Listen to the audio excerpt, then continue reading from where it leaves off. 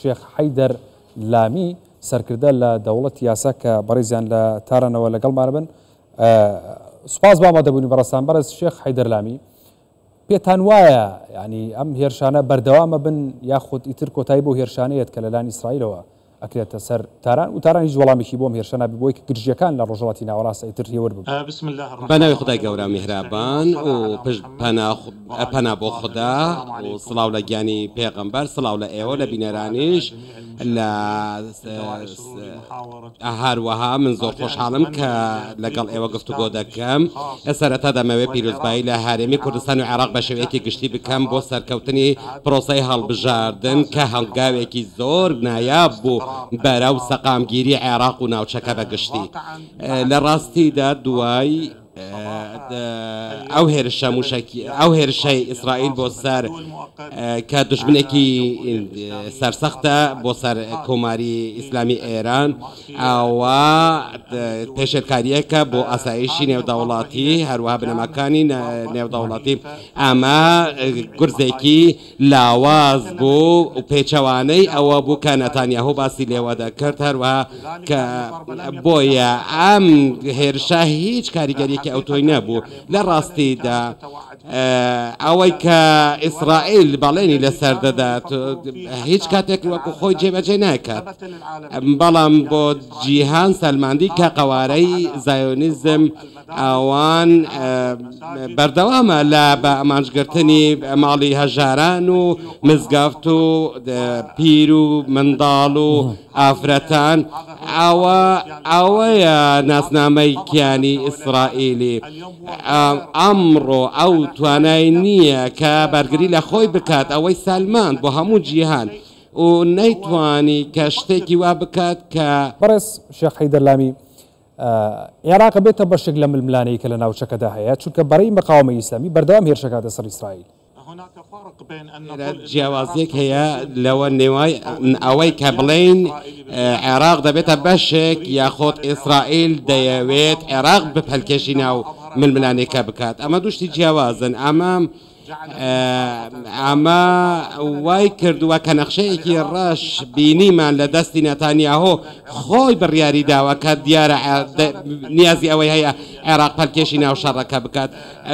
قەوارەی ئیسرائیل من بە شتێکی کاتیدا دەنێم و لە ساڵی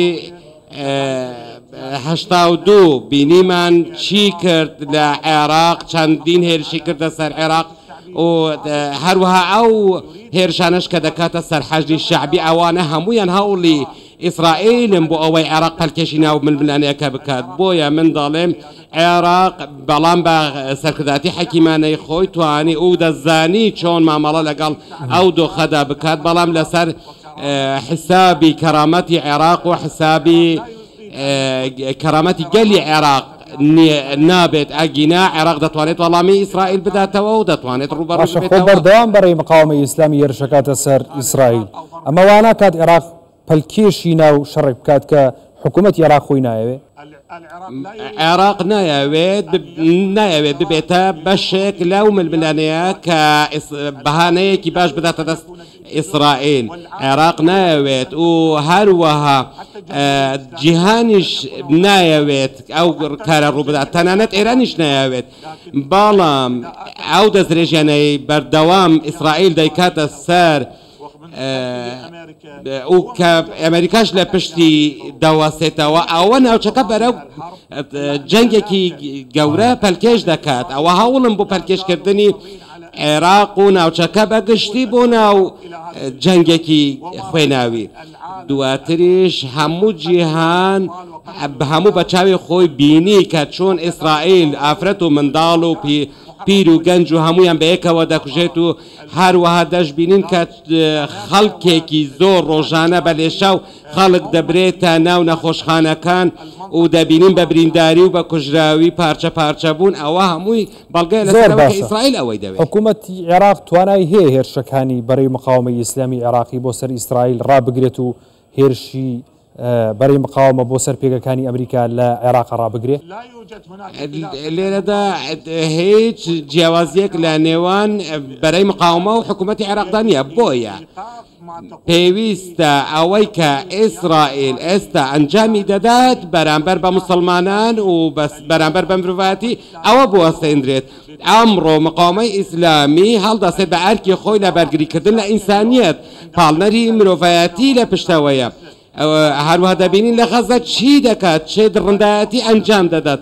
هەروەها براکانمان لە لوبنان ئەو موشەکانەی کە دەکرێنە سەر ناوچەکانی دیکە وەکو سووریا، یامان، وەکو ناوچەکانی دیکەی وڵاتانی دیکەی و ئیسلامی لە ناوچەکە. بەڵام ئەوەی کە ئەمریکا دەیکات پێویستە ڕێککەوتنی استراتیژی لە نێوان عێراق و ئەمریکا کارا بکرێت.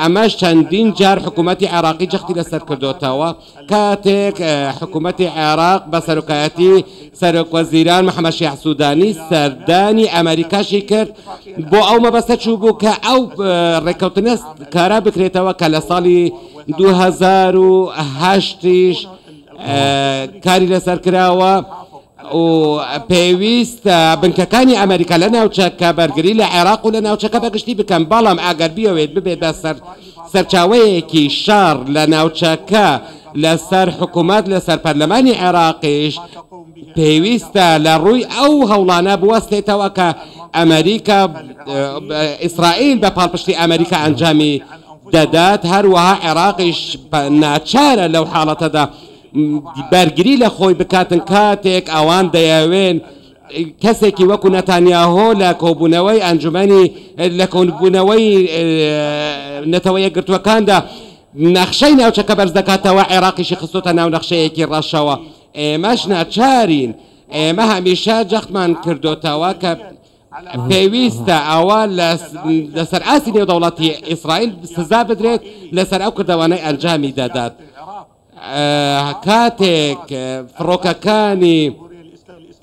فڕۆکەکانی ئیسرائیل هێرشی سەر کۆماری ئیسلامیان کرد، هێرشی سەر ئێرانیان کرد، ئێران مافی خۆیەتی کە وەڵامیان بداتەوە. بەڵێ بەڕێز شێخ لامی، ینی ئیسرائیل هێرشەکاتە سەر عێراق؟ ناکرێت. یەکەم ئیسرائیل پێویستە ئێمە شتێک ئاماژە پێ بدەن بە بیر بهێننەوە. ئەمڕۆ کێ لای کێ کار دەکات؟ نەتانیاهۆ لای بایدن کار دەکات یان بایدن لای نەتانیاهۆ کار دەکات؟ ئەمە دیارە کە بایدن لای نەتانیاهۆ کار دەکات. بۆیە بەڕێز شێخ حەیدەر لامی سەرکردە لە دەوڵەتی یاسا لە تارانەوە لەگەڵ مابووی سوپاس بۆ ئامادەبوونی بەڕێستان.